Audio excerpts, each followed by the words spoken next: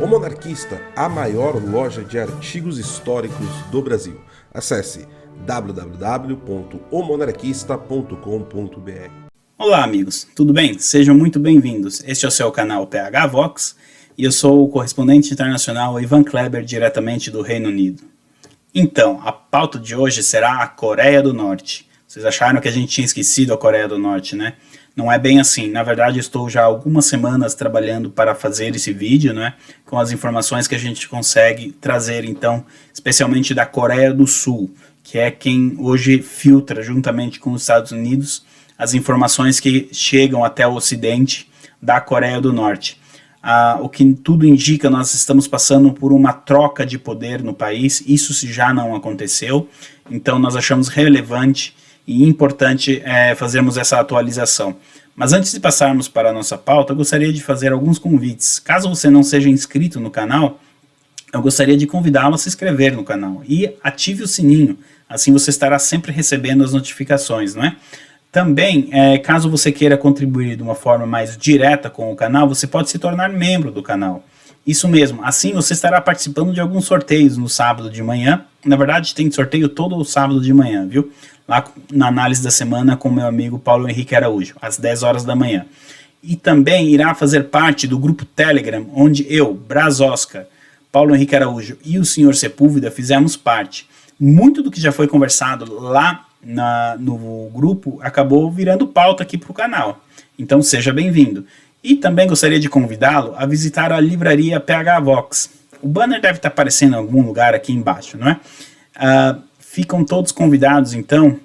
Sempre que possível estamos disponibilizando obras com desconto. E assim é uma oportunidade de você adquirir aquele livro que de repente você queria há algum tempo e também contribuir com o nosso trabalho. Desde já eu agradeço a visita à livraria. Então, passando para a pauta, não é? A Coreia do Norte, o que nós temos aí de notícias dos últimos dias? A diplomacia da Coreia do Sul, não é? Alguns diplomatas confirmaram que o estado de saúde do atual ditador digamos assim, Kim Jong-un, realmente é muito grave e ele estaria em estado de coma. Pois bem, nesse caso, quem estaria no controle do país seria a irmã dele, a Kim Yo-jong. Ela estaria substituindo o irmão, então, até porque na linha de sucessão, não é? Justamente cabe a ela esse trabalho. Porém, a gente sabe que ela só ocupou esse cargo porque teve a chancela da China, não é? Nós vamos fazer aí uma retrospectiva dos fatos que ocorreram desde janeiro até agora, em agosto, para que a gente possa entender, então, como que a irmã do Kim Jong-un foi parar no poder, né? Ou pelo menos nesse período de transição que o país está passando. Porque é muito importante a gente entender qual é o contexto, não é? É um país muito fechado, as informações dificilmente saem do país, muita coisa é distorcido, algumas informações que chegam no ocidente são manipuladas justamente para confundir a ideia das pessoas e dos governantes ocidentais. Então a gente precisa com calma fazer uma análise e a ideia dessa retrospectiva é justamente para isso, para que a gente consiga entender o que está acontecendo lá dentro de fato e quem está por trás dessa substituição de poder, digamos assim, na Coreia do Norte. Na verdade, a nossa retrospectiva ela não começa agora em janeiro de 2020, mas ela passa por 2019, porque alguns aliados da Coreia do Norte e clientes da Coreia do Norte não viram com bons olhos a aproximação do país aos Estados Unidos. O Irã, principalmente, é um desses países.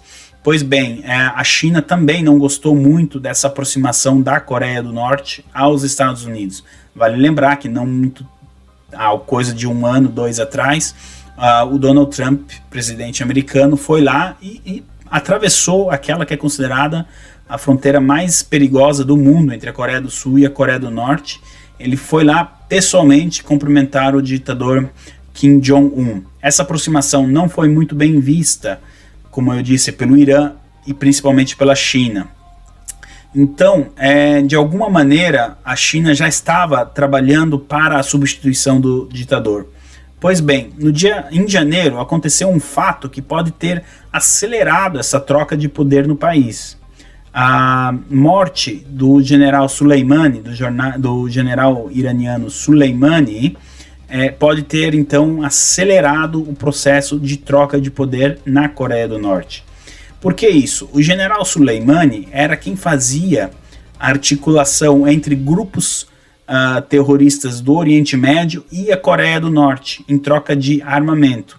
Então a Coreia do Norte vende as armas para esses grupos, não é? Em troca muitas vezes não de dinheiro, mas de comida e bens necessários para as pessoas, não é? Dificilmente esses bens chegam às pessoas normais, às pessoas comuns.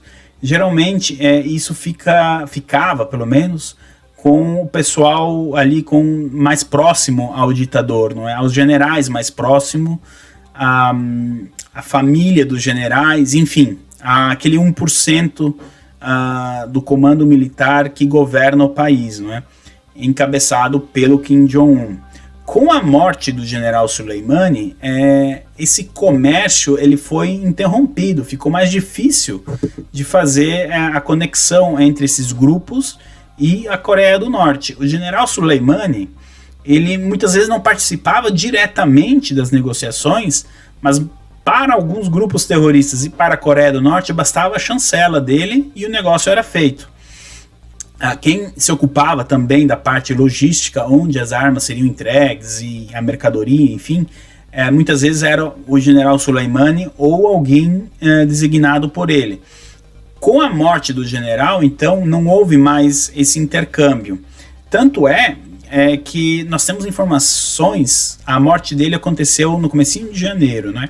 Já em fevereiro, em março, começaram a faltar, o Serviço de Inteligência da Coreia do Sul conseguiu detectar que faltavam, então, esses bens necessários do dia a dia, até para as famílias dos generais próximas ao ditador, inclusive comida. Então, a morte do general Soleimani acabou, de consequência, atacando a Coreia do Norte também, principalmente o regime, né? Então, a cúpula do regime. E fevereiro e março, as notícias que chegavam da Coreia do Norte eram justamente de que faltava comida até para os generais. Não à toa, durante fevereiro e março também, nós tivemos um fluxo maior de pessoas tentando fugir da Coreia do Norte para a Coreia do Sul. Você sempre tem alguém ali tentando atravessar a fronteira, mas naquele período ali esse fluxo aumentou.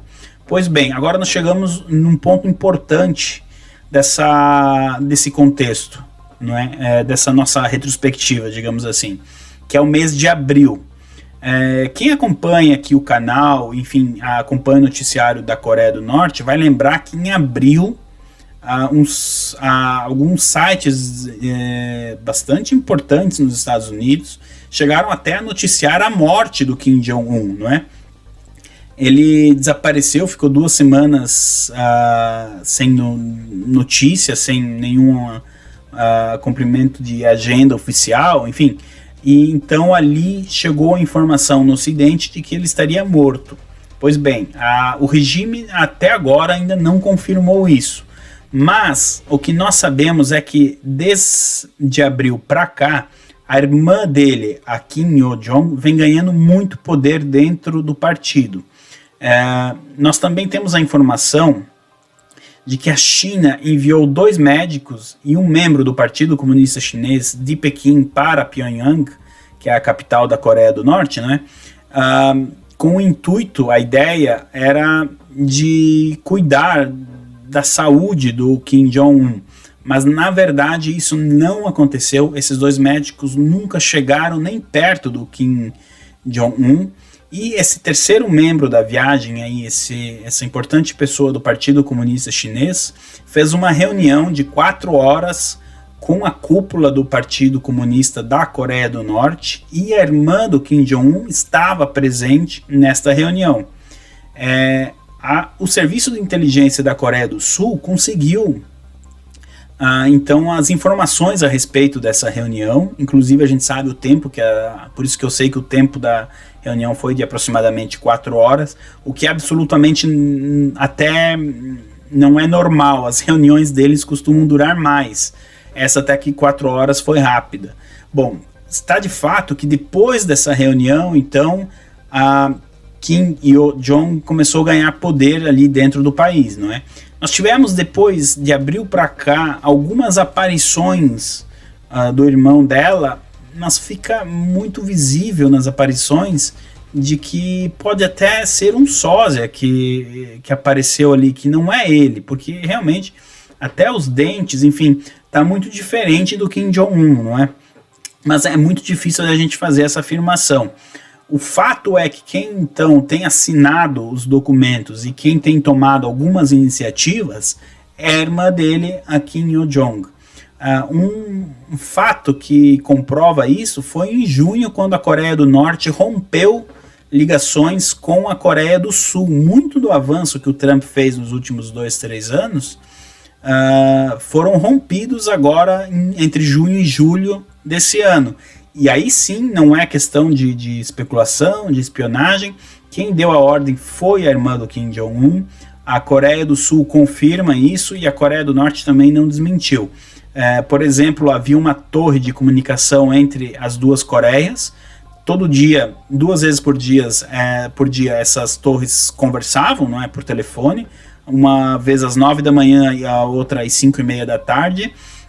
Isso já não acontece mais, e quem rompeu com tudo isso foi a Kim Yo-jong. Eu vou começar a falar aqui bastante o nome dela para a gente ir se acostumando, porque eu acredito, essa é a minha opinião, que quem está no poder hoje no país é ela, independentemente do estado de saúde do irmão dela. Pois bem, mas por que ela, não é? Além do fato dela ser a irmã do ditador e, enfim, na linha sucessória deveria ser justamente ela. A China vê nela uma aliada, enquanto que o Kim Jong-un abriu a possibilidade de diálogo com os Estados Unidos, a irmã dele não vê tão com bons olhos assim essa aproximação com o Donald Trump, principalmente. E o serviço de inteligência da Coreia do Sul quase não sabe nada a respeito dela.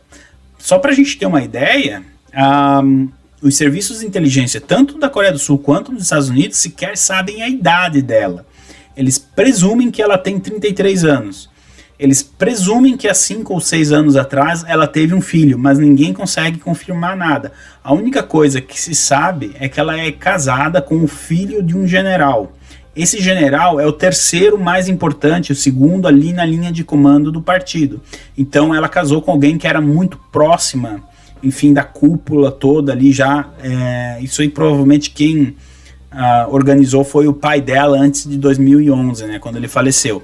Então a gente não tem informação suficiente para ter origens dela. O que se sabe é que ela é mais próxima ao regime de Pequim do que o irmão dela, não é? O irmão dela tentou ali alguns voos independentes da China, não é? E convidando o Trump, por exemplo. Isso foi uma coisa que a China não gostou, não é? Da visita do Trump na fronteira das Coreias. E se ela está ali hoje, então, nessa posição de poder, é graças à influência direta da China e aliados no país. Muito provavelmente o Irã também deve ter sido um dos países que reclamou, não diretamente para a Coreia do Norte, mas para a China. E aí, como é que é essa aproximação? A gente compra todo ano armamento da Coreia do Norte e agora o ditador está querendo fazer as pazes com os Estados Unidos, ou pelo menos se aproximar? Então essa pressão dos aliados, não é, dos amigos, enfim, dos clientes, em cima de Pequim fez com que as coisas se acelerassem.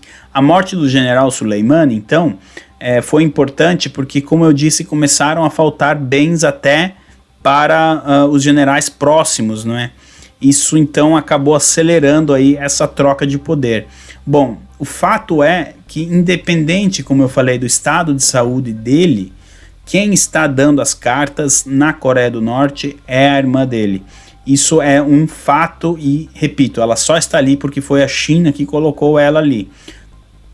Para a gente encurtar o vídeo, quais serão as próximas ações da Coreia do Norte, não é? O que a gente pode esperar? Bom, eu acredito que nos próximos meses a gente vai ter no noticiário, de novo, aquelas ameaças que a Coreia do Norte fazia principalmente ao Japão e à Coreia do Sul. A Coreia do Norte estava muito quieta aí, 2018, 2019. Então é provável que uma vez que essa troca de poder seja consumada definitivamente, o próximo passo será então um aumento aí das ameaças da Coreia do Norte ao Japão, à Coreia do Sul e aos Estados Unidos. Isso a curto prazo. A longo prazo, quando nós falamos de Coreia do Norte, é muito difícil, é muito complicado a gente fazer alguma análise, tá? O porquê que eles não anunciam a morte do Kim Jong-un, sinceramente é irrelevante, porque ele pode até estar vivo, ele pode até ter feito um acordo, diz, ó, me deixem quieto aqui então, eu não apareço mais e a minha irmã assume, é uma possibilidade. E também a gente não pode excluir que realmente ele esteja doente, em coma, enfim, a gente também não pode excluir essa possibilidade, não é? Mas das mais reais que a gente tem é a irmã dele pronta para assumir o comando no país. Bom, eu espero que vocês tenham gostado desse vídeo. Eu quero saber a opinião de vocês. Deixa aí nos comentários embaixo. E aí, quem está no poder na Coreia? É o Kim Jong-un ou a irmã dele? A Kim Yo-jong? E aí? Deixe nos comentários. Caso você tenha alguma dúvida também, você pode fazer uma pergunta e eu passo respondendo depois. A respeito da Coreia do Norte no momento, era isso que a gente tinha para trazer. Caso tenhamos mais informações, aí eu levo para uma live junto com o Paulo Henrique e com o Braz Oscar para que a gente possa fazer os três juntos uma análise mais profunda. Mas é isso. A troca de poder na Coreia do Norte pode estar acontecendo e isso terá consequências diretas para o Ocidente. Pessoal, eu fico por aqui. Muito obrigado pela sua audiência. Mais uma vez, se inscreve aí no canal, não custa nada. Deixa o seu like também, será muito bem-vindo. É isso, pessoal. Um grande abraço, até mais. Tchau, tchau.